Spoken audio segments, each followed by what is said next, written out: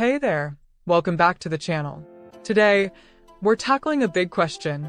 Should you get the Nintendo Switch OLED, stick with a standard Switch, or hold out for the upcoming Switch 2?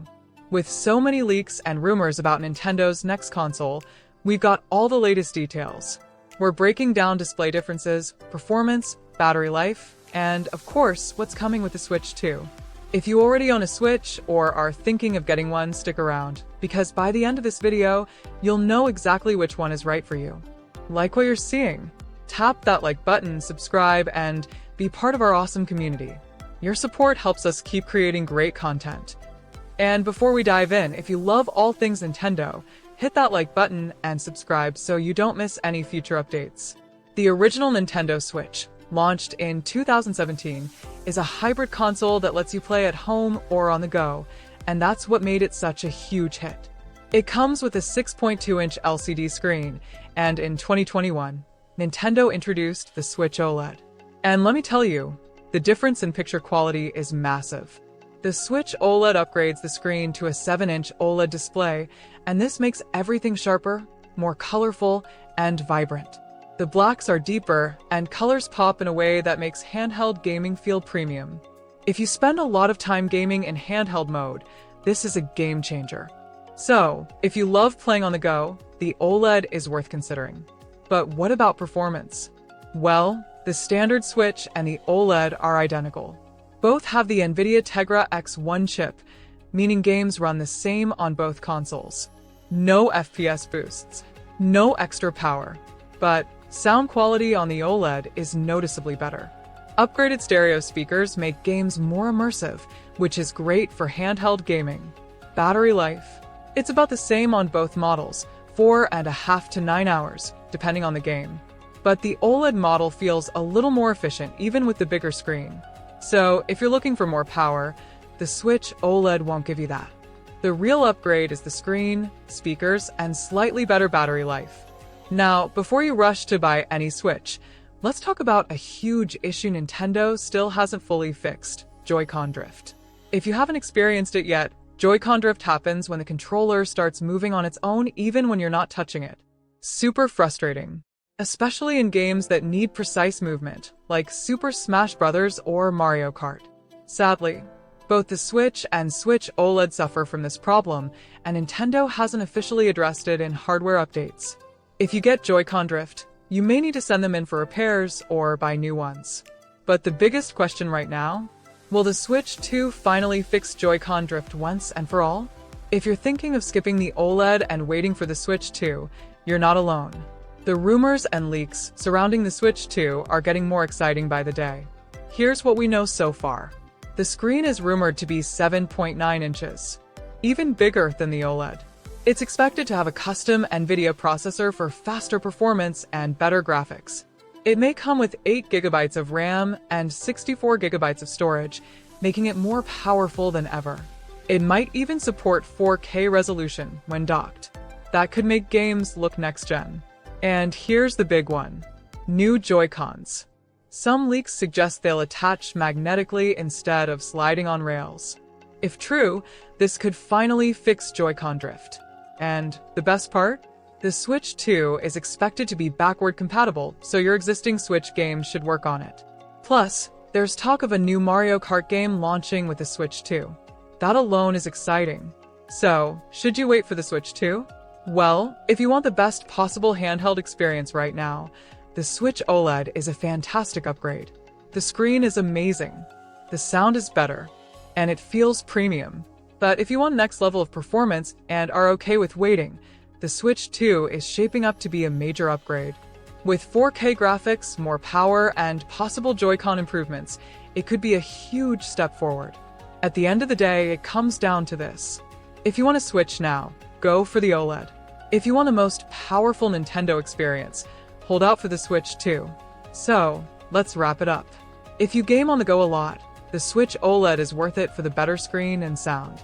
If you mostly play docked, the standard Switch still holds up and saves you money. If you can wait for a bigger upgrade, the Switch 2 is looking like a major step forward. Nintendo hasn't officially revealed the Switch 2 yet, but rumors point to a late 2024 or early 2025 launch. So if you're excited about the Switch 2, make sure to subscribe and hit the bell icon because we'll keep you updated on every leak, trailer, and announcement. Let me know in the comments. Are you going for the Switch OLED, sticking with the standard Switch, or waiting for the Switch 2? And if this video helped you out, give it a thumbs up and subscribe for more Nintendo news. But here's the thing, what about third-party games? One of the biggest concerns with the current Nintendo Switch is how well it runs third-party titles. While first-party Nintendo games like Mario, Zelda, and Pokémon are optimized perfectly for the system, third-party titles like The Witcher 3, Doom Eternal, and Hogwarts Legacy have struggled to perform. Some of them run decently with lower resolutions and frame rates, but others rely on cloud streaming, which isn't ideal for everyone. Now, with the Switch 2, things could change in a big way. If the leaks are true and the new console includes a stronger NVIDIA chipset, more RAM, and better internal storage, we could see far better third-party support. This could mean higher frame rates, better textures, and smoother gameplay for major AAA games. Imagine playing something like Elden Ring or Grand Theft Auto 6 on a Switch 2 without compromises. That would be a massive step forward for Nintendo in competing with PlayStation and Xbox, especially when it comes to performance-heavy games. Now, here's an interesting question. Will the Switch 2 launch with an OLED screen like the latest model, or will it start with a basic LCD version and later upgrade? Nintendo has a history of releasing improved versions of their consoles over time. Just look at the 3DS lineup. It wouldn't be surprising if the first version of the Switch 2 has an LCD screen and an OLED version arrives a year or two later. If that happens, some players might wait even longer to get the OLED model. The standard Switch OLED was such a big upgrade visually, so Nintendo may try to use the same strategy again to keep selling new hardware over time. Either way, if you care a lot about screen quality, that's something to keep in mind. Alright, let's talk about price. The Nintendo Switch OLED currently costs $349, while the standard Switch is around $299. But how much will the Switch 2 cost? Leaks suggest the Switch 2 could land anywhere between $399 and $499, depending on how powerful the hardware is. Some reports suggest a $449 price tag, but it's unclear if that's for a base model or a premium version. Now, would that price make sense? Let's compare it to competitors.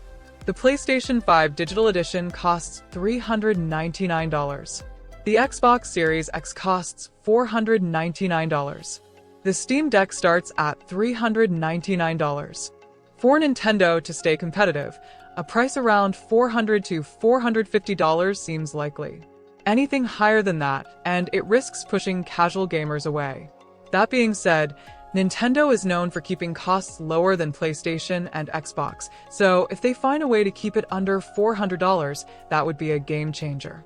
One of the biggest questions about the Switch 2 is whether it will support old Switch games. Right now, Nintendo has hinted that they want to keep backward compatibility in place. This would mean you could play your current library of Switch games on the new system without having to repurchase them. But there's one possible catch. How will physical cartridges work? If Nintendo decides to change the game card slot on the Switch 2, older physical Switch games might not work unless they provide some kind of adapter. That's something to watch out for when Nintendo makes the official announcement. However, digital games are almost certainly going to be supported.